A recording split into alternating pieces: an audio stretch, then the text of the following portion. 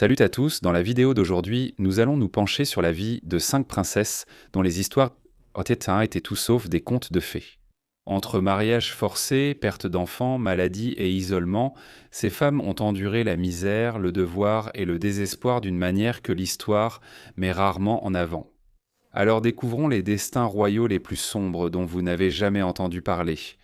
Pour notre première histoire, nous commençons au XIXe siècle, en Belgique. La princesse Stéphanie Clotilde est née le 21 mai 1864 au palais de la Chêne, près de Bruxelles, en Belgique. Son père était le prince Léopold, héritier du trône belge, et fils du roi Léopold Ier, le tout premier souverain de la Belgique depuis son indépendance en 1831. À peine un an et demi après sa naissance, son grand-père mourut et son père devint le roi Léopold II. Aux yeux du monde, il était vénéré comme un homme d'État puissant qui a donné de l'importance à la Belgique sur la scène internationale, malgré sa petite taille. Il a rempli le pays de grands palais et de majestueux bâtiments civiques, consolidant ainsi sa réputation de souverain visionnaire. Mais derrière la façade scintillante de son règne, l'obscurité rôdait. Aujourd'hui, l'héritage de Léopold II est synonyme d'horreur. Il a transformé le Congo en un fief privé, le dirigeant d'une main de fer et exploitant son peuple à des fins lucratives. Sous son règne, des millions de Congolais ont été réduits en esclavage dans les plantations de caoutchouc, subissant de nombreuses atrocités. Tragiquement, ces conditions, combinées aux maladies et à la famine, ont entraîné une forte diminution de la population congolaise. Ainsi, la richesse de la famille de Stéphanie a été en partie bâtie sur l'argent du sang congolais. La mère de Stéphanie était Marie-Henriette d'Autriche, membre de la maison royale des Habsbourg en Autriche, un pays qui avait gouverné la Belgique pendant la majeure partie du XVIIIe siècle. Elle et Léopold ont eu 4 enfants.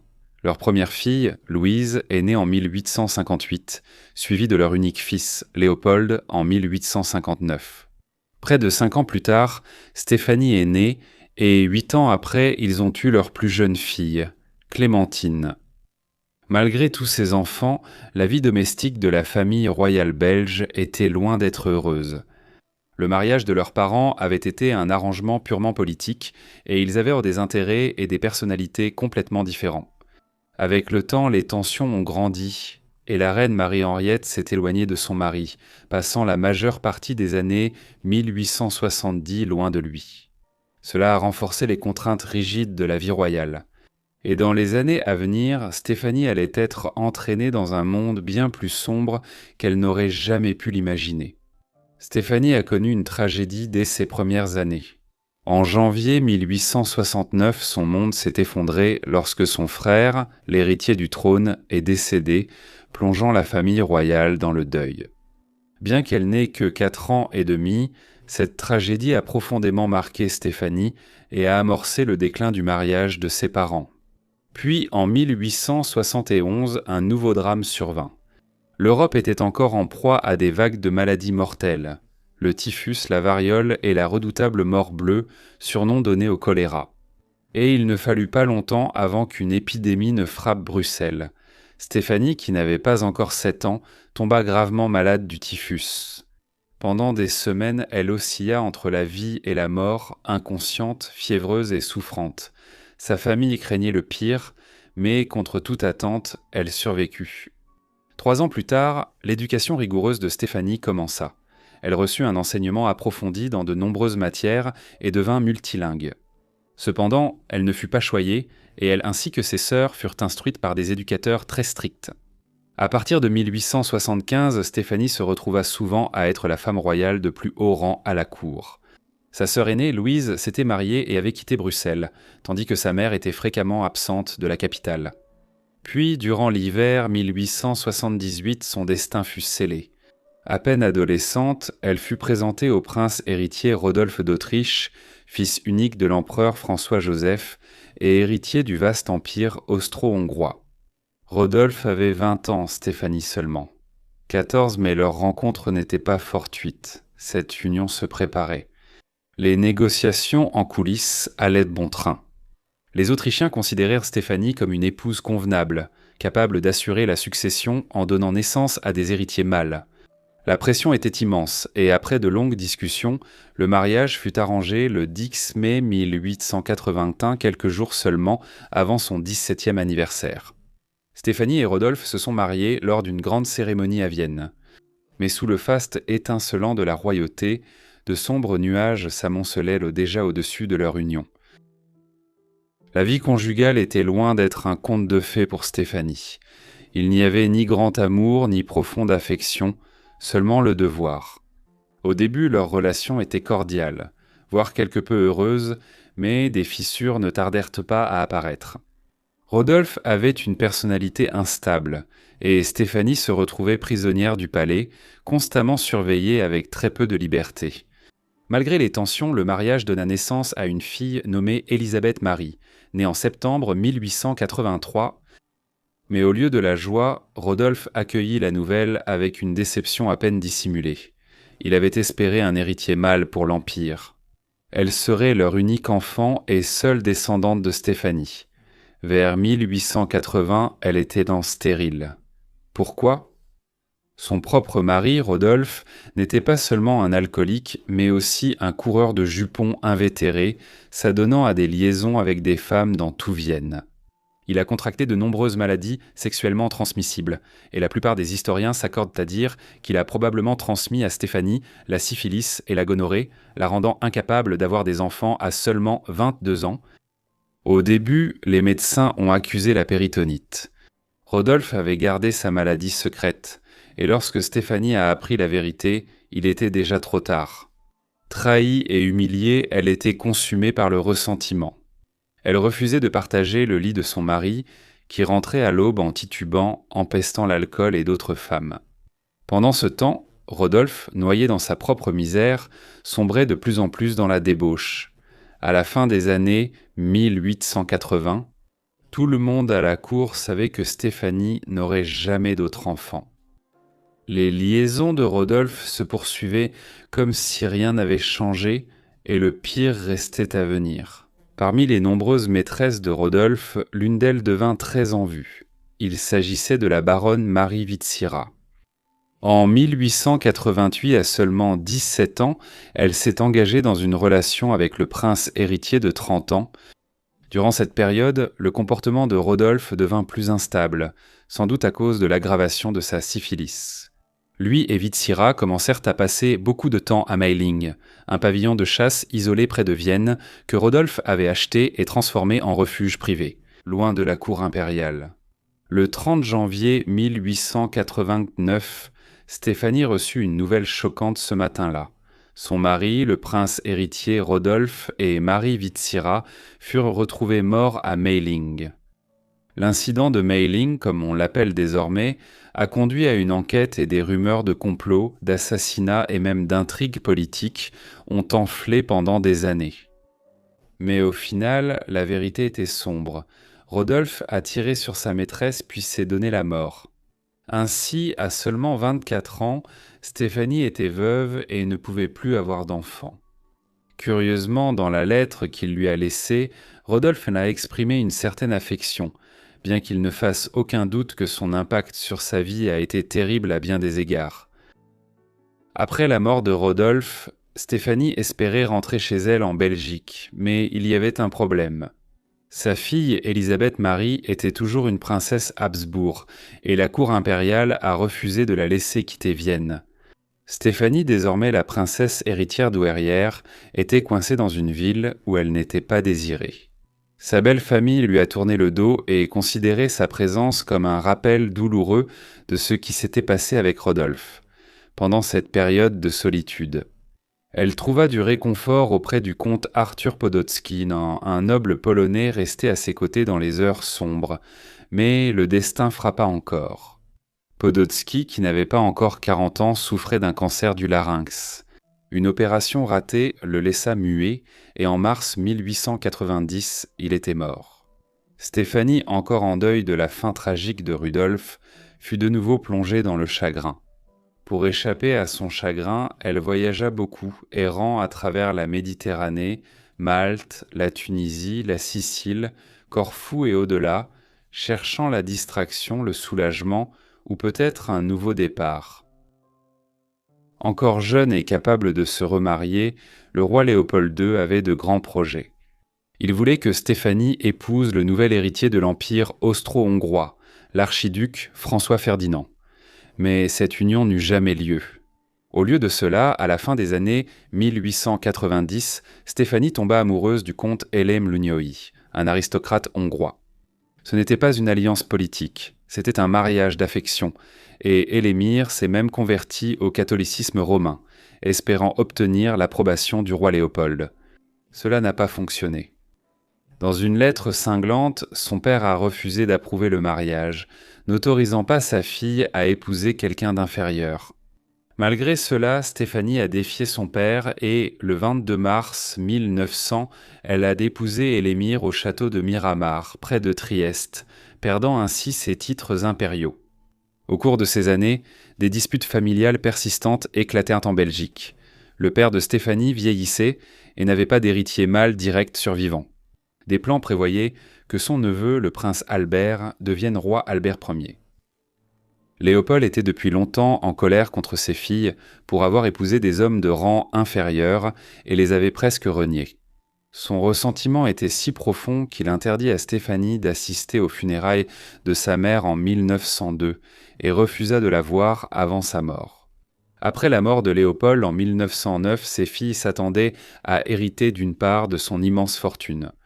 Au lieu de cela, elles découvrirent quelque chose de tout à fait choquant.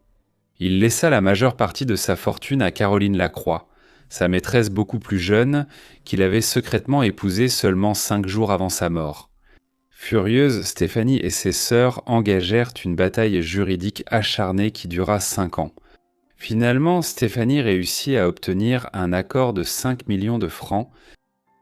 À l'été 1914, lors d'une visite d'État à Sarajevo, l'héritier de l'Empire austro-hongrois, l'archiduc François Ferdinand, l'homme que le père de Stéphanie espérait autrefois qu'elle épouserait, fut assassiné par un nationaliste serbe, Gavrilo Princip. Sa mort déclencha une crise qui dégénéra rapidement en Première Guerre mondiale. Quelques semaines plus tard, l'Allemagne envahit la Belgique malgré sa neutralité et la patrie de Stéphanie resta sous occupation allemande pendant les 4 années suivantes. Comme l'Autriche-Hongrie était alliée à l'Allemagne pendant la guerre, Stéphanie se retrouva dans une position inconfortable, vivant dans l'Empire qui aidait à occuper sa patrie. De plus, elle était convaincue que l'empereur François-Joseph avait été d'une certaine manière impliqué dans l'assassinat de son héritier, François Ferdinand. Heureusement, à ce moment-là, elle et Élimir étaient loin de Vienne. En 1906, ils se sont installés au manoir de Rusolczen, aujourd'hui en Slovaquie, l'un des rares endroits épargnés par la guerre. Là-bas, Stéphanie se consacra à des œuvres caritatives, trouvant un sens dans un monde qui s'effondrait autour d'elle.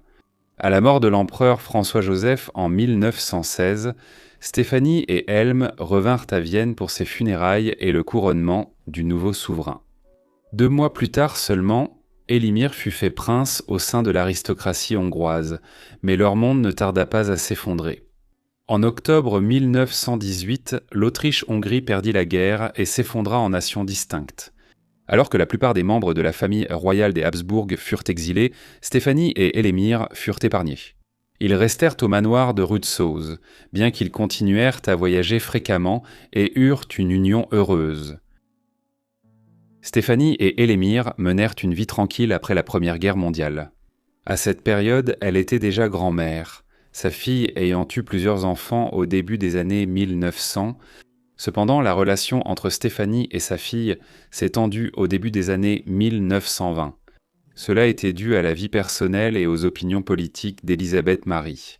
Elle était socialiste et devint connue en Autriche sous le nom de l'archiduchesse rouge. Après une dernière dispute en 1924, Stéphanie et sa fille Élisabeth Marie semblent avoir complètement rompu les liens, ne se parlant plus jamais.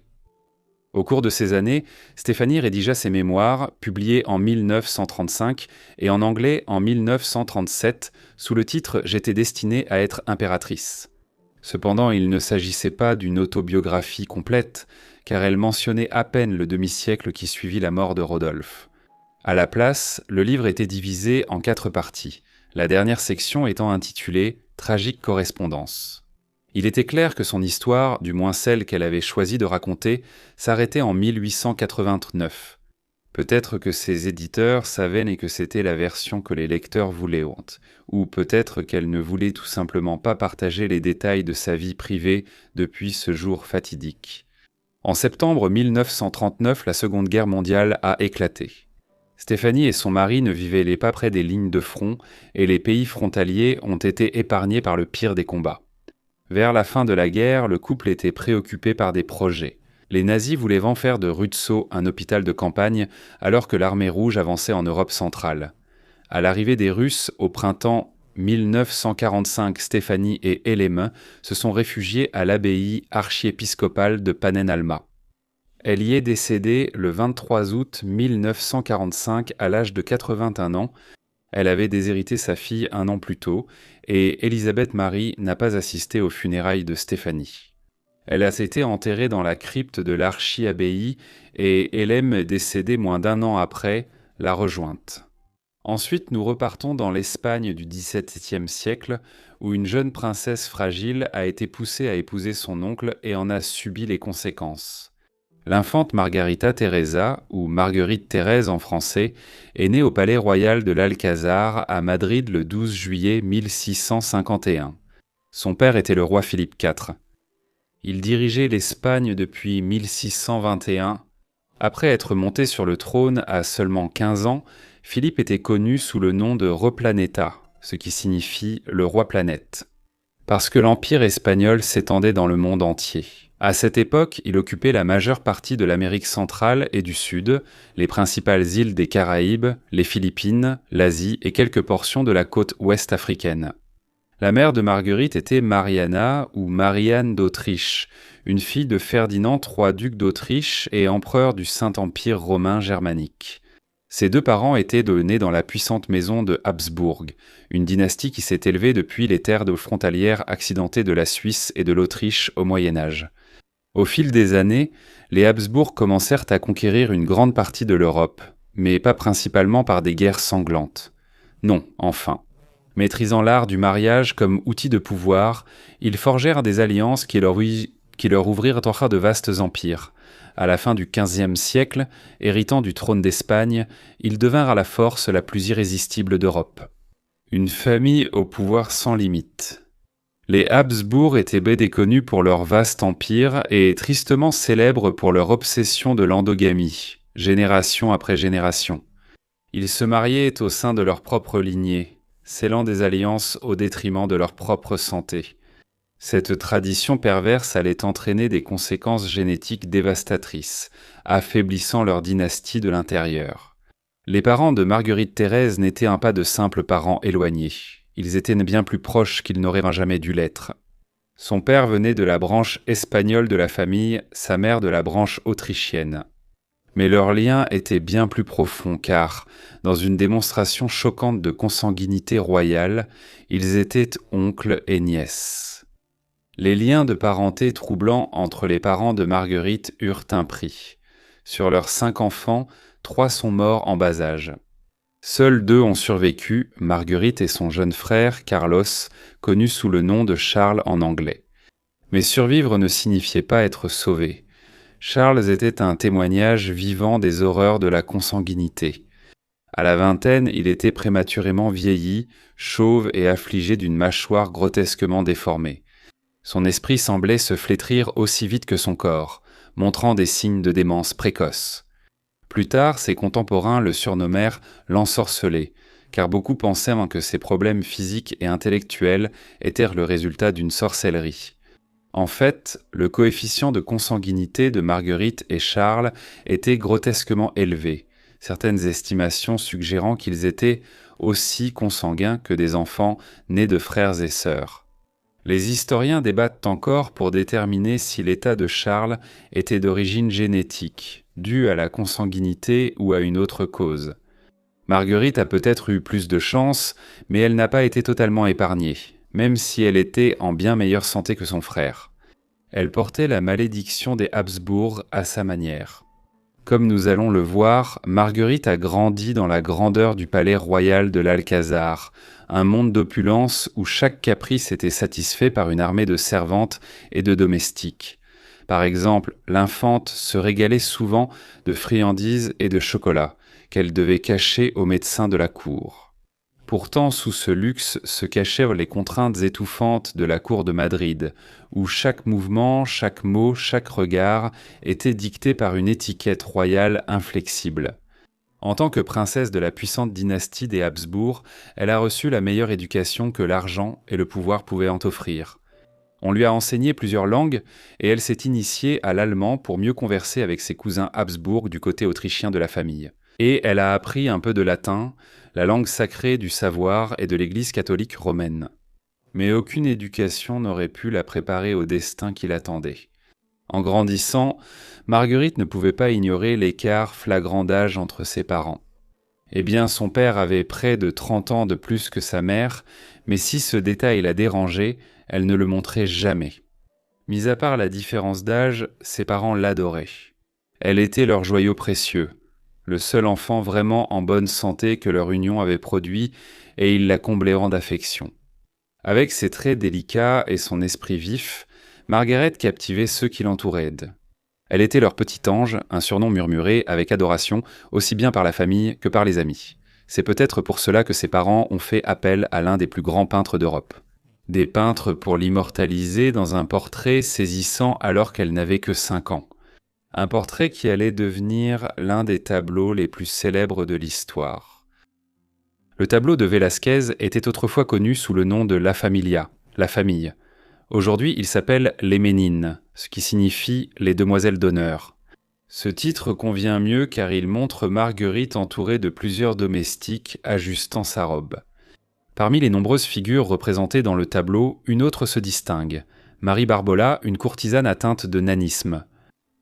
À une époque où les personnes de sa condition étaient souvent réduites à de simples divertissements pour la noblesse, Velázquez a fait quelque chose de radical.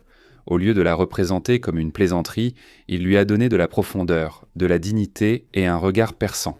Cela suggère un monde intérieur complexe. Même Velázquez lui-même apparaît dans le chef-d'œuvre, observateur silencieux de ce monde somptueux mais rigide de la cour espagnole. D'autres personnes apparaissent dans les tableaux et les miroirs de les Ménines, y compris les parents de Marguerite, et ce n'était pas non plus le seul tableau célèbre de Marguerite. Velázquez a peint pas moins de 5 portraits de la princesse dans sa jeunesse, immortalisant sa beauté et son élégance royale. En fait, elle fut l'une des jeunes personnes les plus peintes de toute l'Europe moderne, façonnant ainsi son image de pouvoir et de prestige.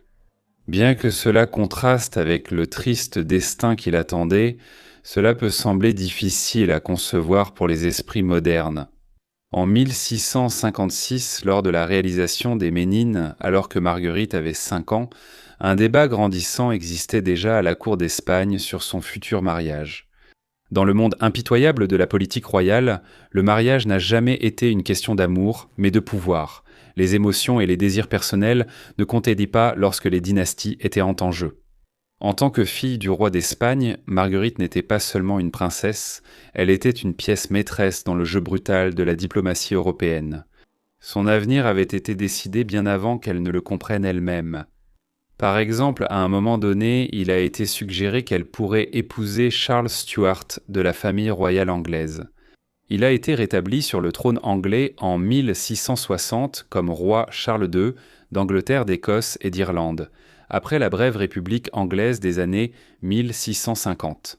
Un tel mariage aurait permis une alliance inattendue avec les Anglais, alors que la France et l'Espagne étaient de grandes rivales pour dominer l'Europe occidentale.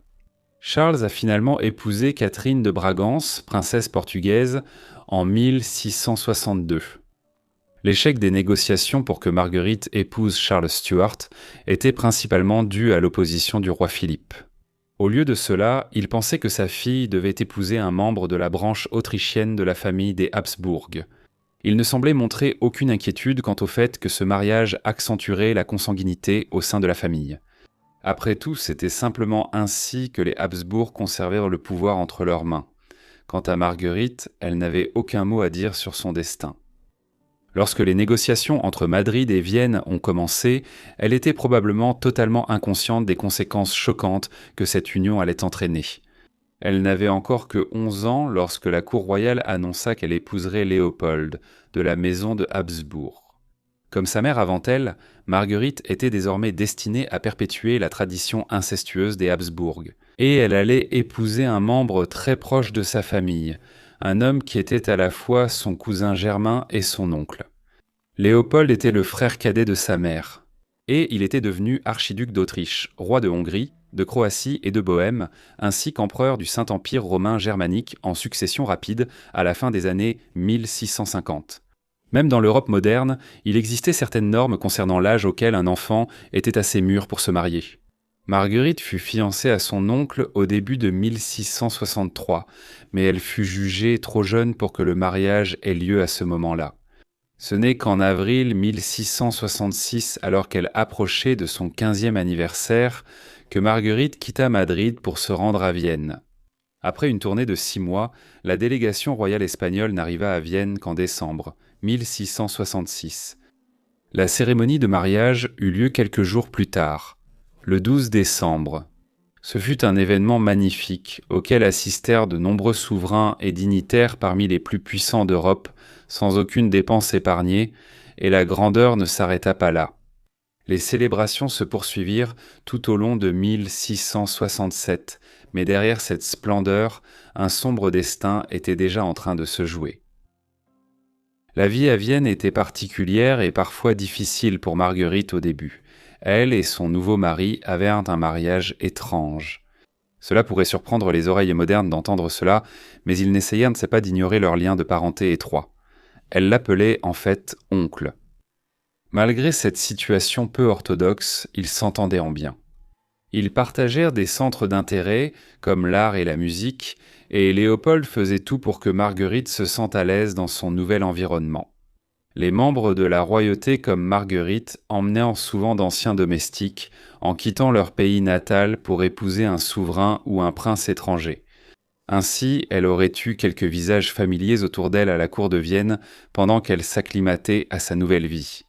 Peut-être y avait-il même certaines personnes qui étaient présentes à Madrid lorsque Velázquez peignait les Ménines de nombreuses années auparavant. Malgré tout, Marguerite resta très nostalgique de son pays, attachée à ses racines espagnoles et fit peu d'efforts pour progresser en allemand. Avec le temps, sa beauté autrefois délicate commença à s'estomper. Son teint devint plus pâle, ses traits plus fatigués et la mâchoire caractéristique des Habsbourg devint plus prononcée. Le mariage eut d'autres difficultés. Marguerite tomba enceinte presque immédiatement après son arrivée à Vienne et donna naissance à un garçon nommé Ferdinand en septembre 1667. Cependant, il ne survécut que 3 mois et demi et mourut en janvier 1668. Leur chance sembla tourner avec la naissance de leur enfant suivant, une fille, Maria Antonia, née en janvier 1669. Elle serait la seule des enfants de Marguerite à survivre. 2 autres n'eurent pas cette chance. Un fils, Jean-Léopold, naquit le 20 février 1670, mais mourut tragiquement en quelques heures. Une autre fille, Marie-Anne, ne vécut que 2 semaines avant de décéder en février 1672, et ce schéma dévastateur annonçait ce qui allait en suivre. La série difficile de grossesse de Marguerite était en partie due à ses propres problèmes de santé. Bien qu'elle ait été une enfant bien plus saine que son frère, elle a connu des problèmes de santé croissants dans les années précédant et suivant son arrivée à Vienne. Lorsqu'elle arriva dans la capitale autrichienne à la fin de 1666, les gens commencèrent rapidement à commenter ses maladies fréquentes. Longtemps, beaucoup y voyaient la conséquence du stress permanent des grossesses. En seulement 6 ans, elle endura 6 grossesses, dont 4 aboutirent à des naissances vivantes et 2 à des fausses couches, chacune la laissant plus faible et plus déprimée qu'auparavant. Mais avec le temps, il devint évident que quelque chose de plus sinistre était en jeu. Marguerite était souvent confinée à son lit même lorsqu'elle n'était pas enceinte.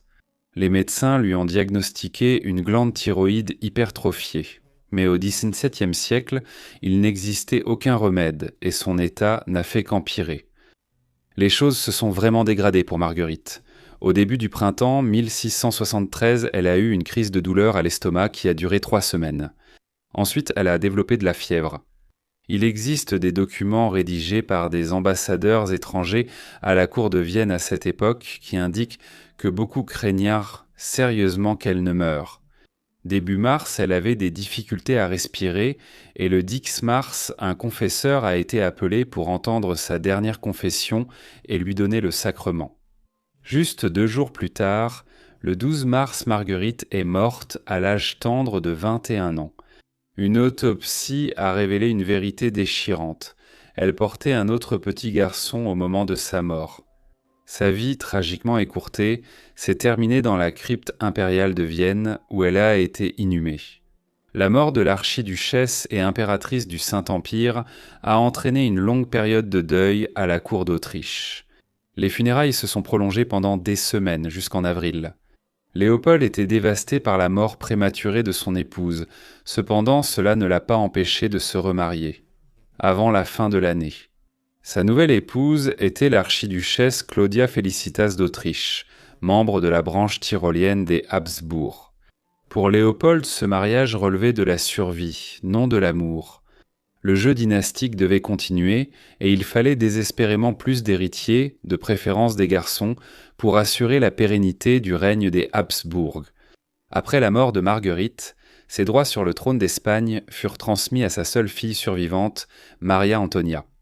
Lorsque Maria Antonia mourut elle-même en 1692, ses droits furent hérités par son seul fils survivant, le prince Joseph Ferdinand de Bavière.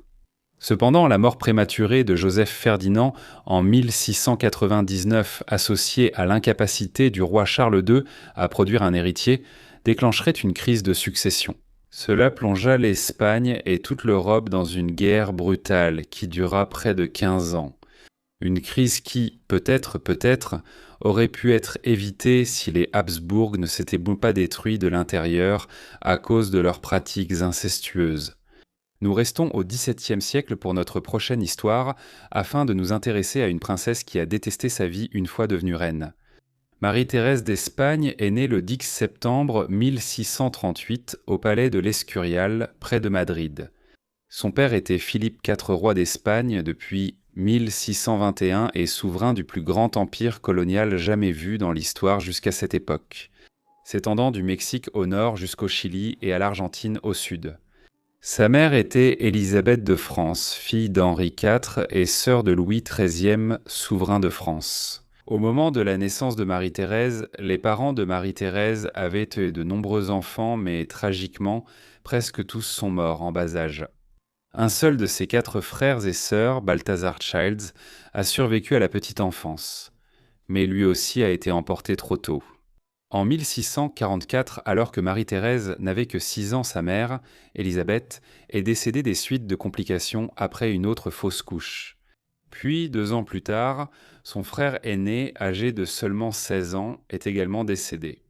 Cette perte a creusé un profond vide dans le cœur de la jeune infante, et avec la mort de son frère, elle est soudainement devenue l'héritière du trône d'Espagne.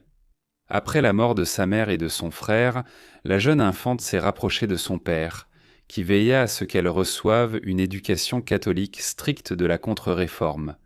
Éduquée par d'éminents érudits, elle étudiait le latin et d'autres matières, tandis que son père l'initiait personnellement à la politique et à l'histoire. Pourtant, son éducation n'était pas dépourvue de chaleur. Elle était entourée d'animaux de compagnie, d'artistes et du faste de la cour espagnole. Cette cour, parmi les plus splendides au monde, bénéficiait des richesses américaines et accueillait d'importants artistes comme un peintre. Diego Velázquez offrait à Maria Teresa un cadre exceptionnel pour grandir. Pourtant, Philippe comprenait que, peu importe à quel point une fille était bien éduquée, une fille comme unique héritière pouvait provoquer des troubles et menacer la stabilité même de la monarchie. C'est pourquoi, en 1649, il s'est remarié, cette fois avec sa propre nièce, Mariana d'Autriche, âgée de 14 ans. Elle eut 2 fils, dont Charles ou Carlos, né en 1661 seul, survivant à l'âge adulte. Ce demi-frère remplaça Marie-Thérèse comme héritier direct de leur père et succéda en tant que roi, Carlos II en 1665. Pour comprendre comment la vie de l'infante Marie-Thérèse allait se dérouler, il faut comprendre l'horrible relation diplomatique entre l'Espagne et la France. À l'époque moderne, la France et l'Espagne n'ont commencé à se constituer en royaumes unifiés qu'au XVe siècle. Avant cela, l'Espagne était divisée en royaumes tels que la Castille, le Léon et l'Aragon. Alors que la France sortait de la fragmentation féodale et de la guerre de Cent Ans, grâce à la consolidation, elles sont devenues les royaumes les plus puissants d'Europe occidentale. En 1494, la France a envahi la péninsule italienne, où l'Espagne détenait de vastes territoires dans le sud. Cela a déclenché une rivalité acharnée entre les deux puissances qui a duré plus de 150 ans. L'Espagne et la France se sont affrontées 65 ans dans les guerres d'Italie, terminées en 1559 avec la victoire espagnole, qui domine alors la Sardaigne, la Sicile, Naples et Milan. Peu après, la France fut déchirée par les guerres de religion. L'Espagne intervint pour la Ligue catholique, envoyant des troupes dans les années 1580 et 1590. Après le retour de la paix en 1598, une brève pause a suivi avant que les deux puissances ne s'affrontent à nouveau, cette fois-ci dans des camps opposés lors de la guerre de 30 ans qui a éclaté en 1618. Durant cette période, leur rivalité s'est étendue au nord de l'Italie, autour du duché de Mantoue, ainsi que dans les territoires espagnols. La France soutenant les rébellions au Portugal et en Catalogne dans les années 1640, la rivalité franco-espagnole a largement façonné la politique internationale de l'Europe occidentale de 1490 à 1650. C'est-à-dire jusqu'à ce que le mariage de Marie-Thérèse avec Louis XIV soit organisé. Le conflit entre la France et l'Espagne était si amer que, même après que les autres grandes puissances européennes aient fait la paix entre elles et mis fin à la guerre de 30 ans. En 1648, les Français et les Espagnols continuaient de se battre, mais dans les années 1650, les Espagnols ont épuisé. Ils ont perdu le contrôle du Portugal, qu'ils avaient attaqué à la fin des années 1590 et qui est redevenu une nation indépendante. Ils n'ont réprimé la rébellion en Catalogne qu'avec difficulté. Ainsi, le 7 novembre 1659, ils ont accepté le traité des Pyrénées avec la France, qui a été signé à la frontière montagneuse entre les deux nations. Selon les termes du traité, l'Espagne céderait des territoires dans les Pays-Bas espagnols aux Français. Et il y avait aussi une alliance matrimoniale mise en place pour sceller la nouvelle paix. Selon les termes, Philippe IV accepta de marier sa fille, Marie-Thérèse, au roi de France Louis X. L'idée était qu'après 165 ans de guerre presque constante entre les Français et les Espagnols, l'alliance matrimoniale conduirait à une paix plus durable. L'Espagne avait surtout besoin d'un tel accord. Leurs coffres étaient en vide, et ils étaient une puissance en déclin à cause des guerres coûteuses qu'ils avaient menées sans cesse tout au long des XVIe et XVIIe siècles. Le traité des Pyrénées fut conclu en novembre 1659, mais la signature officielle et la rencontre des monarques eurent lieu le 7 juin 1660. Marie-Thérèse accompagna son père et un grand cortège de courtisans et de ministres espagnols qui se rendirent dans les Pyrénées pour signer le traité. Là, sur l'île des Faisans, une petite île sur la rivière Bidassoa à la frontière. Là, elle rencontra son futur mari, qui montrait déjà son intention de régner en monarque absolutiste, rejetant la dépendance au Parlement et se présentant comme le représentant choisi de Dieu pour gouverner la France. Louis remarqua d'emblée une petite femme ronde, à la peau claire et aux cheveux blonds, correspondant aux critères de beauté de l'époque. Contrairement à de nombreux Habsbourg, elle n'avait pas hérité des traits du visage prononcés causés par des générations de consanguinité, principalement grâce à sa mère. Cependant, elle avait de mauvaises dents, conséquence de son amour pour les sucreries et le chocolat chaud. Curieusement, tous deux âgés de 21 ans avaient presque exactement le même âge. Louis est né le 5 septembre 1638 seulement, 5 jours avant Marie-Thérèse. Au moment de leur rencontre, Louis était déjà roi de France depuis 17 ans, ayant hérité du trône en 1643, alors qu'il n'avait même pas 5 ans. Après la rencontre sur l'île des Faisans, les fiancés ont passé la frontière. Là, Marie-Thérèse fit à son père des adieux déchirants et définitifs, tous deux conscients qu'ils ne se reverraient jamais. En se séparant, Philippe IV rappela à sa fille son nouveau destin. « Tu dois oublier que tu es une infante et ne te souvenir que tu es reine de France. Le 9 juin 1660, ils se marièrent dans la petite ville de Saint-Jean-de-Luz, en territoire français, faisant de Marie-Thérèse la reine consort de France. Ils avancèrent lentement vers le nord durant l'été et n'entrèrent solennellement à Paris que le 26 août 1660, où une foule nombreuse les accueillit comme nouvelle reine. Un élément étrange du mariage de Marie-Thérèse qu'il convient de noter est qu'elle épousait son cousin issu de Germain des deux côtés. Et cela malgré la relation hostile entre la France et l'Espagne. Avec le temps, le couple est resté très uni. La mère de Louis, Anne d'Autriche, était la fille de Philippe III d'Espagne, grand-père de Marie-Thérèse. De plus, la forte consanguinité entre les maisons royales d'Espagne et d'Autriche, deux branches de la maison de Habsbourg. Marie-Thérèse était liée à Louis d'autres façons complexes pour compliquer les choses du côté de sa famille directe. La mère de Marie-Thérèse, Élisabeth, était la tante de Louis XIV. Tous deux étaient issus de la consanguinité royale européenne, et cette union incestueuse aggraverait la situation.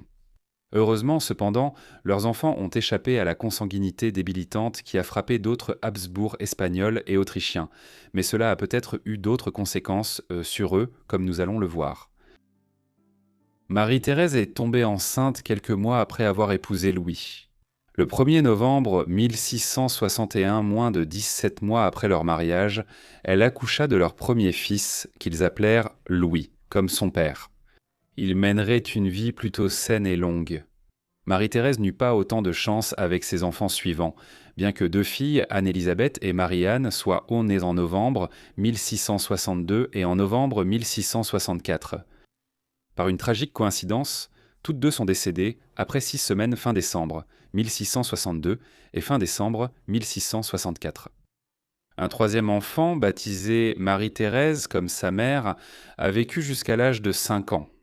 Mais elle aussi a été emportée en mars 1672 par ce que l'on pense avoir été la tuberculose. Deux autres fils, Philippe-Charles et Louis-François, sont nés en 1668 et 1672 et tous deux sont également morts en bas âge. Ainsi, sur les 6 enfants, Maria Teresa n'a eu qu'un seul, son premier-né, qui a survécu jusqu'à l'âge adulte. La mortalité infantile était fréquente au XVIIe siècle, comme le montre l'exemple tragique de la reine Anne de Grande-Bretagne, mais les pertes de Maria Teresa furent encore plus sévères. La fragilité de ses enfants pouvait être due non seulement aux limites médicales de l'époque, mais aussi à sa lignée profondément consanguine et à son mariage avec un double cousin germain, ce qui a aggravé ses faiblesses héréditaires. Le règne de Marie-Thérèse en tant que reine consort de France fut particulier. Appréciée par son mari et la cour, elle était décrite comme charitable, superstitieuse et follement amoureuse de lui.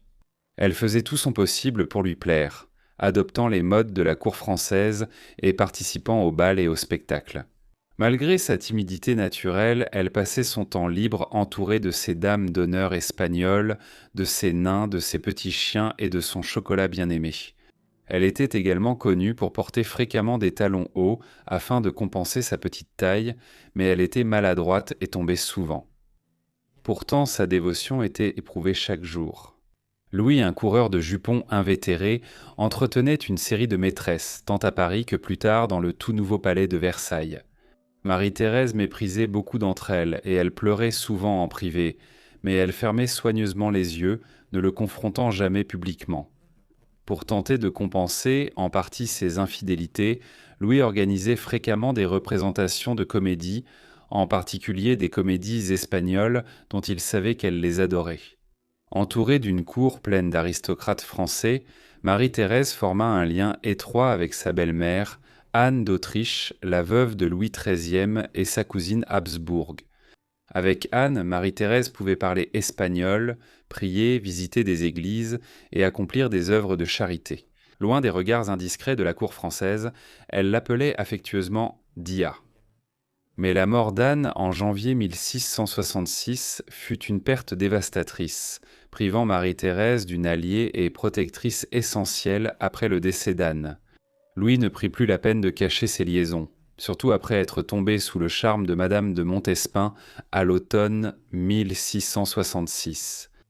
Au-delà de cela, son rôle principal en tant que reine consort était d'essayer de servir de médiatrice entre la France et l'Espagne.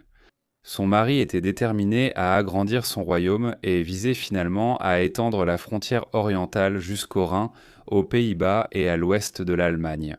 Cela allait forcément amener la France à entrer à nouveau en conflit avec l'Espagne, qui contrôlait encore les Pays-Bas espagnols, correspondant en gros à la Belgique actuelle.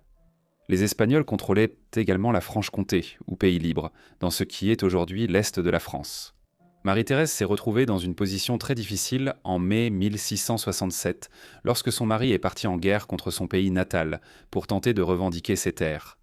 La guerre de dévolution fut finalement un conflit de courte durée, au cours duquel les Français envahirent les Pays-Bas espagnols. En mai 1668, l'Espagne céda une grande partie des Pays-Bas espagnols à la France lors de la paix. Les conditions de paix auraient pu être plus dures pour les Espagnols. Si Marie-Thérèse n'avait pas pu modérer les exigences de son mari, elle n'aurait pas vécu jusqu'à un âge avancé. En juillet 1683, Marie-Thérèse eut un abcès grave sous l'aisselle avec fièvre. Rose et ses médecins ont alors choisi la procédure médicale standard. Au moment de la saignée, l'incision a peut-être touché une grosse veine ou une artère, et elle est décédée de la procédure le 30 juillet à l'âge de 44 ans. Ses derniers mots furent « Depuis que je suis reine, je n'ai eu qu'un seul jour heureux ». Louis XIV épousa bientôt en privé l'une de ses maîtresses de longue date, bien que le mariage ne fût jamais rendu public et qu'ils n'eurent pas d'enfants légitimes. Cela signifiait que Maria, l'unique enfant survivante de Teresa, restait la seule héritière du trône. Le grand dauphin, aussi appelé Grand Prince, vécut jusqu'en 1711. Cependant, il ne survécut pas à son propre père, Louis XIV, qui vécut jusqu'en 1715.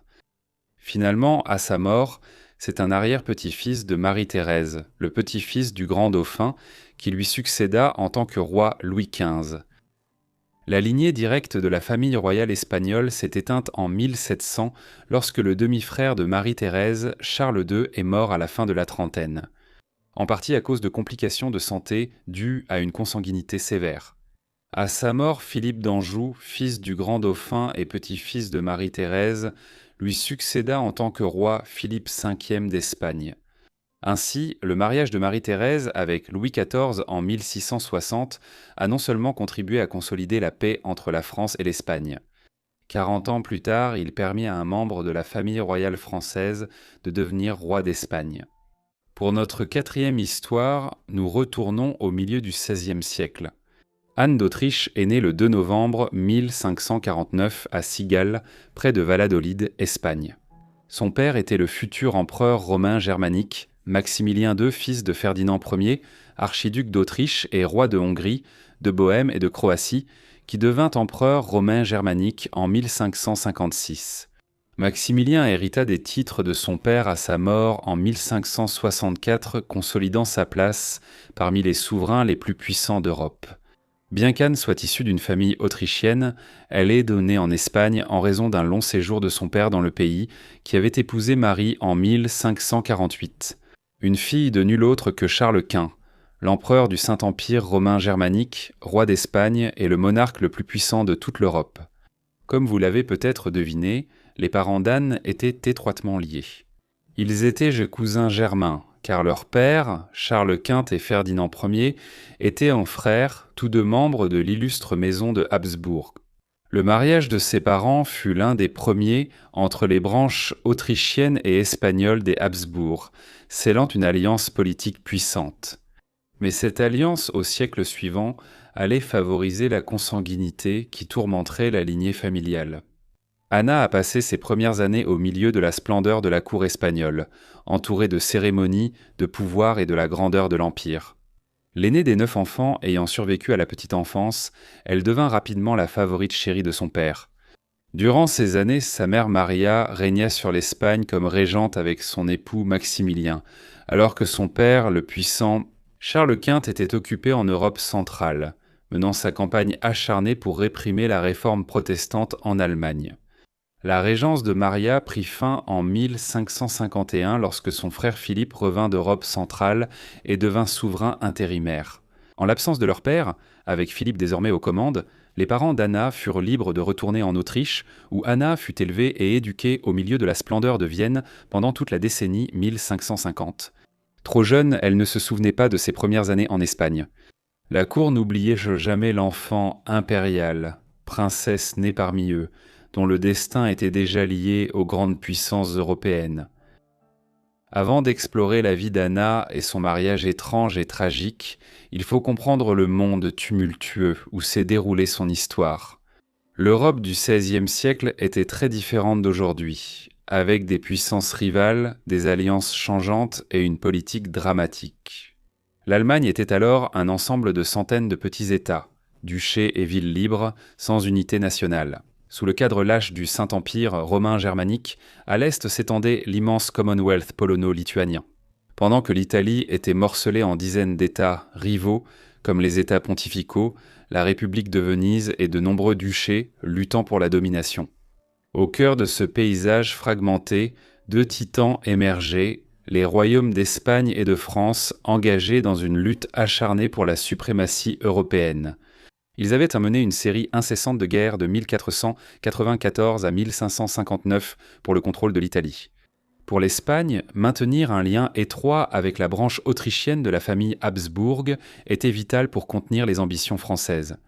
À la fin des années 1560, cette alliance était plus cruciale que jamais. Une violente révolte éclata dans les actuelles Belgique et Pays-Bas, menaçant le contrôle espagnol sur ce territoire riche. Alors que le roi Philippe II cherchait à préserver cette paix dans son empire, il cherchait à renforcer ses liens avec ses parents autrichiens. Et de cet enchevêtrement de nécessités dynastiques et de stratégies politiques allait naître le mariage qui allait façonner le destin d'Anna. Au départ, Anna n'était absolument pas destinée à épouser Philippe. Alors, comment cela est-il arrivé ? Les Habsbourg de Madrid et de Vienne envisageaient une autre union pour renforcer leur famille et l'Empire. Le plan était qu'Anna épouse son cousin germain, Don Carlos, prince des Asturies, le fils unique du roi Philippe II et de sa première épouse, Maria Manuela du Portugal. Selon les normes de l'Europe royale, une telle union n'avait rien de choquant. Les mariages entre cousins étaient des outils diplomatiques visant à unir les royaumes par la loyauté et le sang, une tradition persistante dans la royauté européenne jusqu'au XXe siècle. Don Carlos et Anna avaient de même un âge proche, Carlos n'étant son aîné que de 4 ans. Un couple apparemment bien assorti politiquement et personnellement, mais Anna était loin d'être la seule à convoiter Don Carlos. Dès 1559, alors que l'Espagne et la France négociaient la fin des longues guerres d'Italie, des projets furent élaborés pour que Carlos épouse une princesse française. La même année, il se fiança à Élisabeth de Valois, la fille aînée du roi Henri II de France. Pourtant, dans un retournement de la diplomatie dynastique, Élisabeth fut rapidement mariée à Philippe lui-même, dans le cadre d'un effort plus large visant à assurer la paix entre les deux royaumes rivaux. 3 autres prétendantes furent alors proposées pour le jeune prince, dont une autre candidate française. Mais la France sombra bientôt dans les guerres de religion entre catholiques et protestants, ce qui fit échouer ses projets au milieu des années 1560, les alliances étrangères n'étant plus envisageables. Il fut finalement convenu que Don Carlos épouserait sa cousine Anna. Tout n'allait pas bien en Espagne, cependant, tandis qu'Anna grandissait à Vienne, persuadée qu'elle épouserait son cousin. Quelques années plus tard, des événements à des centaines de kilomètres de là prenaient une tournure plus sombre. Don Carlos, autrefois un héritier prometteur, était tourmenté par des fièvres et des problèmes de santé mystérieux depuis son adolescence. En 1562, il s'est blessé à la tête en tombant dans un escalier. Et malgré une série de traitements médicaux bizarres et souvent brutaux, son état psychologique a commencé à se détériorer. À l'âge de 20 ans, Don Carlos était devenu tristement célèbre pour ses accès de violence émotionnelle, son comportement erratique et son instabilité inquiétante. Ses actions devinrent de plus en plus dangereuses. Il entra secrètement en contact avec les opposants au règne de son père, y compris les rebelles néerlandais dans les Pays-Bas. Alarmé par sa défiance téméraire, Philippe II prit des mesures drastiques et fit arrêter son propre fils au début de l'année 1568. Avec cela, tout espoir de mariage entre Anna et Don Carlos fut brusquement et irrémédiablement brisé. Le 24 juillet 1568, Don Carlos mourut alors qu'il était toujours emprisonné. Les soupçons persistent, beaucoup croyant que son père l'a laissé mourir de faim, déterminé à empêcher son fils de devenir un point de ralliement pour la rébellion. Pourtant, si cette catastrophe empêcha une union, elle ne fit pas disparaître l'idée d'un mariage d'Anna chez les Habsbourg. Au lieu de cela, le plan prit une tournure sombre et inattendue, préparant le terrain pour l'un des mariages les plus extraordinaires de l'époque. Lorsque Don Carlos mourut à l'été 1568, Philippe II était un homme marié, bien que sa femme actuelle fût sa troisième. Sa première épouse, la mère de Don Carlos, Maria Emanuela du Portugal, était morte 4 jours après lui avoir donné naissance, des suites d'une grave hémorragie après l'accouchement. La seconde épouse de Philippe, Marie Tudor, reine d'Angleterre et d'Irlande, était morte en 1558 d'un cancer, présumé de l'estomac ou de l'utérus, et il n'avait pas eu d'enfant. Il épousa ensuite Élisabeth de Valois, une princesse française, en 1560 après une histoire natale complexe. Elle mourut après une fausse couche le 3 octobre 1568, 10 semaines après la mort de Don Carlos. Tout cela laissa Philippe II dans une position désespérée. Il avait perdu à la fois son héritier et sa femme, et son troisième mariage n'avait donné que des filles. Et avec les décès de Don Carlos et d'Élisabeth de Valois à peu de temps d'intervalle, le roi se retrouva sans successeur mâle. Ainsi, dans un geste qui choqua l'Europe, Philippe fit une proposition impensable. Si Don Carlos ne pouvait plus épouser Anna, alors peut-être devrait-il lui-même épouser sa nièce. De façon étonnante, le père d'Anna accepta. Anna, 20 ans, épousa par procuration son oncle de 43 ans en mai 1570 alors qu'elle était à Vienne. Défiant non seulement la Convention, mais aussi les objections du pape Pie V, qui était consterné par les projets de Philippe d'épouser sa nièce. Jusqu'à présent, l'union d'Anna avec Philippe n'existait que sur le papier, mariée par procuration, tandis qu'elle restait en Autriche, et lui régnait depuis l'Espagne. À l'automne 1570, elle partit enfin pour la péninsule ibérique, où une grande cérémonie officielle l'attendait. Elle voyagea avec une grande suite, composée de visages viennois familiers qui l'accompagneraient désormais en Espagne. Pratique fréquente dans les cours royales pour offrir continuité et réconfort aux jeunes mariés envoyés vivre à l'étranger. Le voyage vers l'Espagne fut long et chargé de tensions. Le groupe d'Anna traversa les Pays-Bas par voie terrestre avant d'embarquer sur un navire pour la péninsule ibérique. Ils furent accueillis à la fois par des acclamations et de l'hostilité de la part des Hollandais tout au long du trajet, un début de mauvais augure pour un mariage déjà plongé dans l'intrigue politique. Le voyage eut lieu sur fond de la révolte hollandaise, éclatée en 1568 après des années de troubles dans les territoires des Habsbourg d'Espagne. En chemin, la princesse se retrouva mêlée à une controverse diplomatique. Lorsque des proches de Floris de Montmorency, un noble hollandais emprisonné en Espagne pour son rôle dans la révolte, ont demandé à Anna d'intervenir en sa faveur. Après des semaines en mer, elle arriva en Espagne le 3 octobre 1570 et demanda que sa vie soit épargnée. Mais avant qu'elle ne puisse atteindre le roi, Floris fut secrètement exécuté le 16 octobre, étranglé à mort. La plupart des historiens pensent que ce fut sur ordre de Philippe.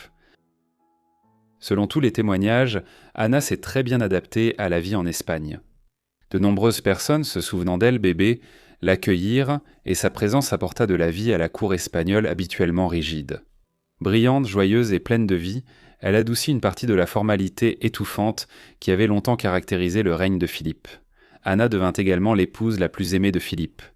Les diplomates rapportèrent que le roi aimait sincèrement sa jeune épouse et, contrairement à ses prédécesseurs, aucun document ne prouve qu'il ait eu des maîtresses. Pendant leur mariage, on disait que Philippe visitait chaque jour la chambre d'Anna, et le couple était très uni, avec des personnalités similaires. Peu après, elle fut enceinte et en décembre 1571 naquit le fils Holdforth. Il fut nommé Ferdinand d'après le grand-père d'Anna, et reçut le titre de prince des Asturies, que Don Carlos avait détenu jusqu'à sa mort suspecte quelques années plus tôt. Cependant, il ne survécut pas jusqu'à l'âge adulte.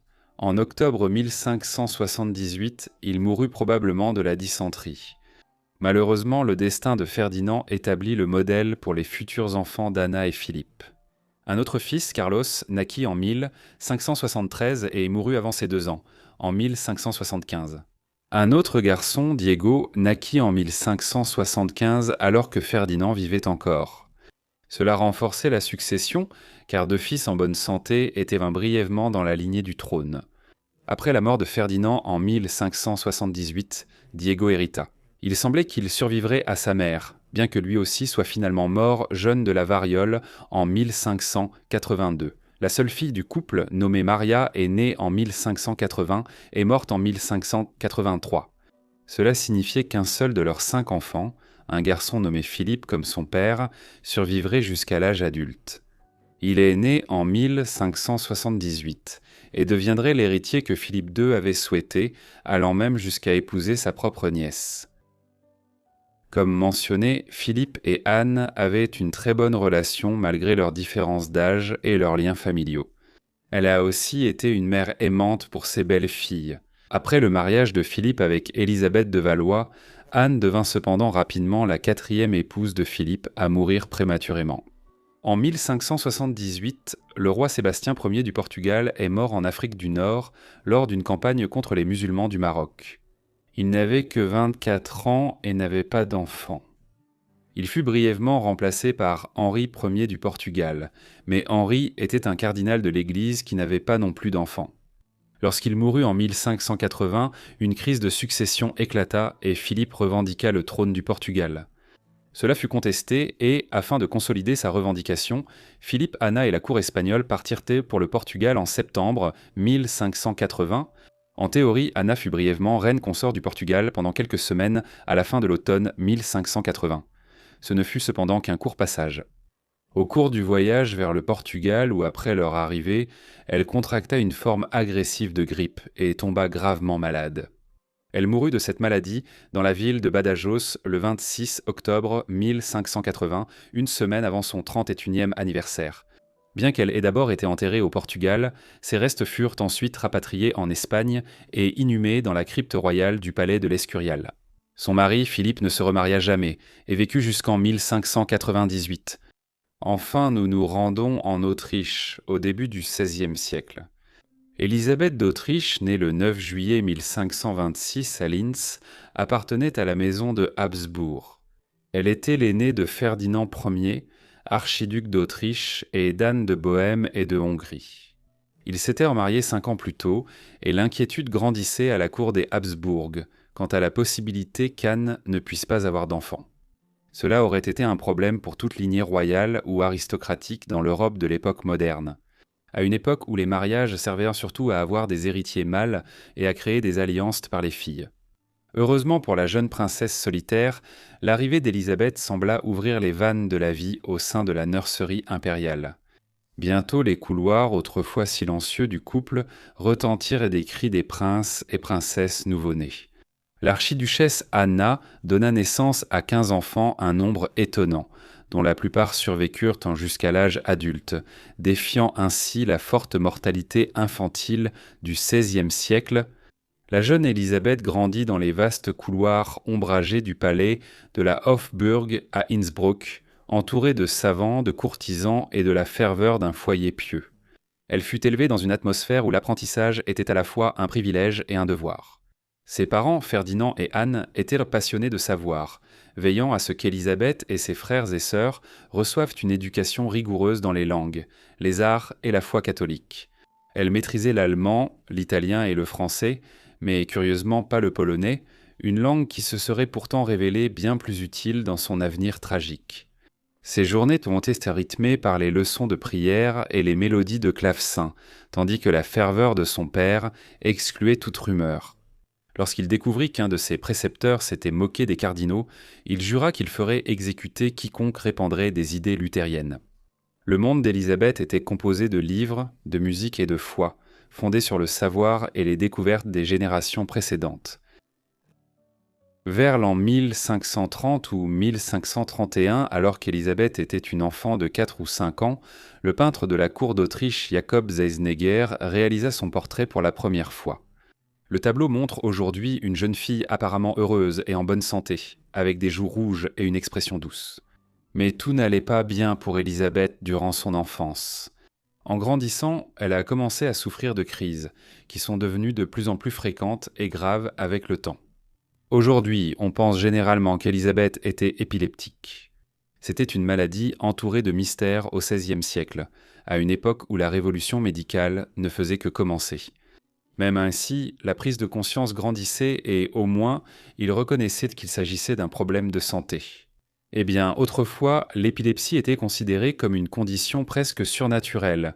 Selon l'époque et le lieu, elle pouvait être perçue de manière négative ou positive. Dans certaines cultures, elle était vue comme une malédiction divine, tandis que dans d'autres, on pensait que les personnes épileptiques communiaient avec Dieu ou les dieux lors des crises. Le manque de connaissances médicales sur l'épilepsie au XVIe siècle en Europe a assombri la vie d'Élisabeth. Car, même si certains reconnaissèrent cela comme un problème de santé, personne ne comprenait vraiment ce qui lui arrivait. Comme nous le verrons, quand Élisabeth partit en Pologne jeune mariée, sa situation lui échappa totalement. Des rumeurs couraient dans les cours royales. Certains disaient qu'elle avait été empoisonnée sur ordre de sa belle-mère autoritaire. D'autres évoquaient la main du diable, mais la vérité était plus tragique. Il n'y avait ni poison ni complot, seulement le corps d'une jeune reine qui la trahissait alors que son épilepsie s'aggravait silencieusement et inexorablement. Avant de suivre Élisabeth dans son voyage fatidique vers la Pologne, nous devons d'abord remonter le temps jusqu'en 1526, l'année même de sa naissance, moins de 2 mois après son arrivée au monde. La guerre éclata à Mohacs, paisible plaine hongroise proche du Danube, le 29 août 1526. La bataille de Mohacs allait devenir l'un des affrontements les plus décisifs de l'histoire européenne.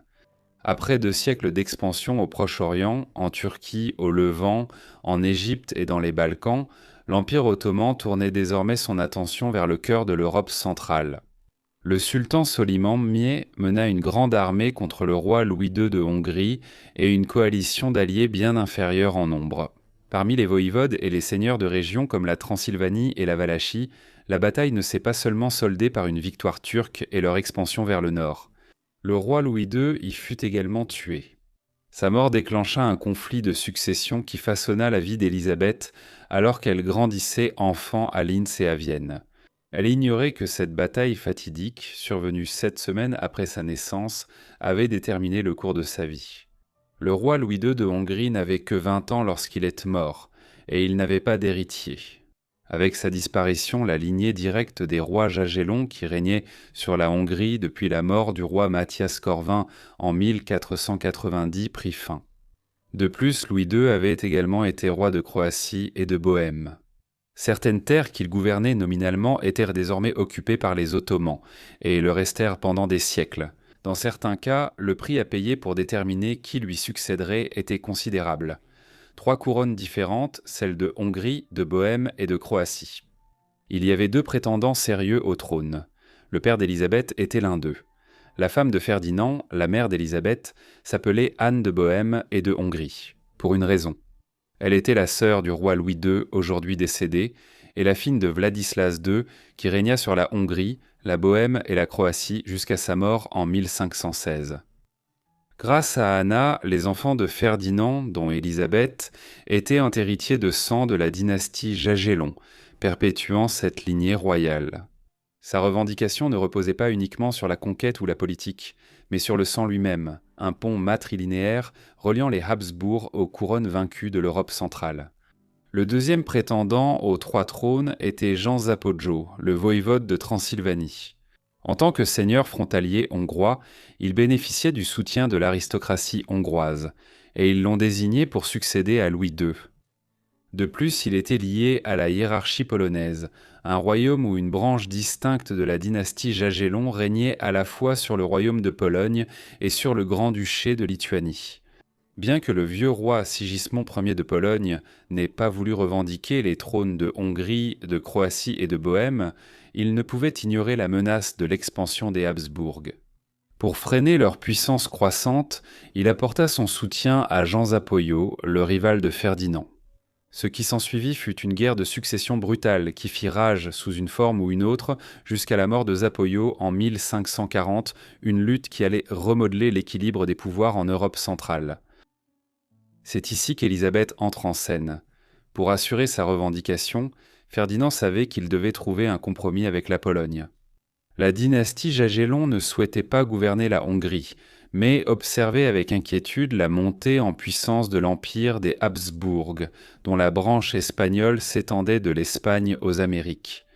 Bien que la Pologne fût une puissance forte au XVIe siècle, elle ne voulait pas que les Habsbourg étendent davantage leurs tentacules vers l'Est, en Bohême et en Hongrie.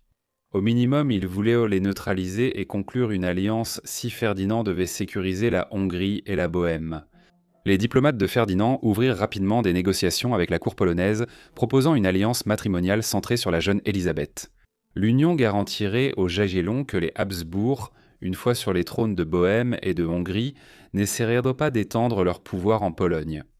Le plan était simple. Élisabeth épouserait le jeune roi de Pologne et grand-duc de Lituanie, Sigismond II Auguste. Bien qu'il fût encore un enfant, Sigismond avait été nommé co-souverain, aux côtés de son père, vieillissant en 1529.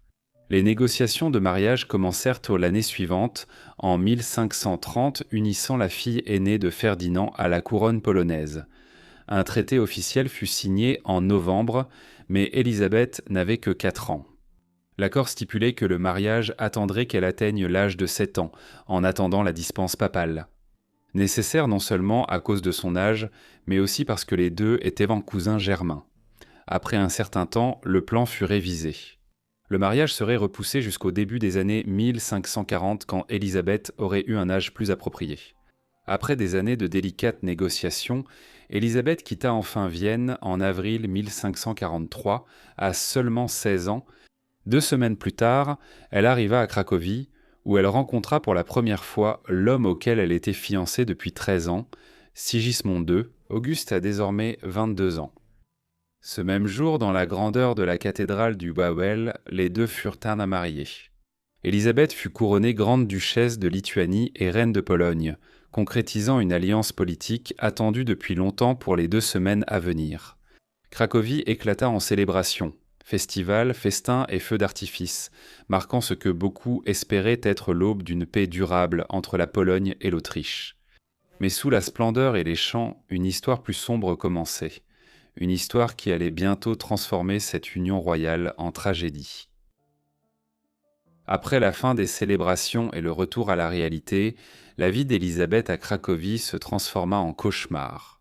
Sa santé s'était détériorée pendant le voyage en Pologne et elle commença à avoir de plus en plus de crises. Mais sa situation conjugale était encore pire. L'une des raisons pour lesquelles le mariage a été retardé jusqu'en 1543 était la farouche opposition de la mère de Sigismond. Bona Sforza était une noble italienne de la maison Sforza, qui dirigeait le duché de Milan depuis le milieu du XVe siècle.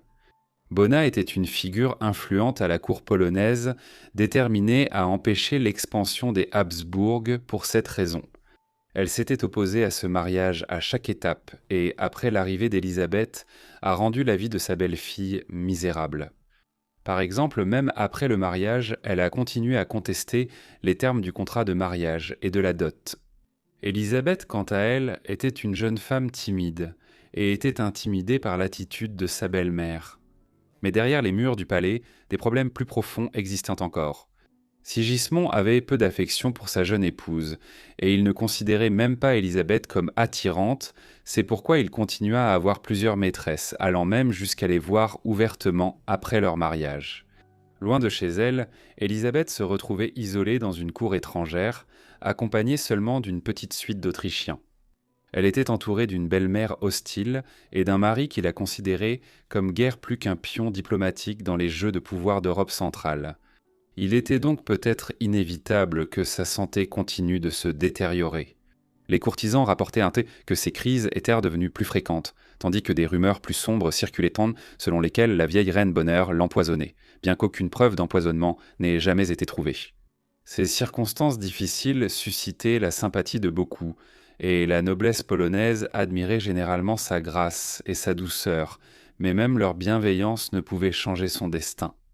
La jeune Élisabeth semblait condamnée dès qu'elle mit le pied en Pologne, au milieu des années 1540, alors qu'une vague de peste déferlait sur l'Europe de l'Est.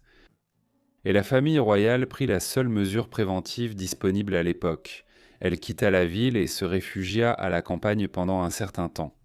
Sigismond partit pour Vilnius, la capitale du Grand-Duché de Lituanie, avec sa maîtresse préférée, Barbara Radziwiłł. Pendant ce temps, Élisabeth parcourait la Pologne avec sa belle-mère et son beau-père, Sigismond. Moi, comme d'autres, j'éprouvais de la sympathie pour la situation d'Élisabeth. Mais il était alors un homme âgé et faible à la fin de la soixantaine et pouvait peu l'aider. Finalement, Élisabeth retrouva son mari à Vilnius et il tenta de donner l'impression que tout allait bien dans ce nouveau mariage. Pour des raisons de courtoisie diplomatique avec les Habsbourg, même si ce n'était pas le cas dans la ville, la situation se détériora de nouveau rapidement. Les crises d'Élisabeth devinrent de plus en plus fréquentes et avaient désormais un impact sérieux sur sa santé générale. Au début de l'été 1545, il était clair qu'elle traversait une crise, désespérée.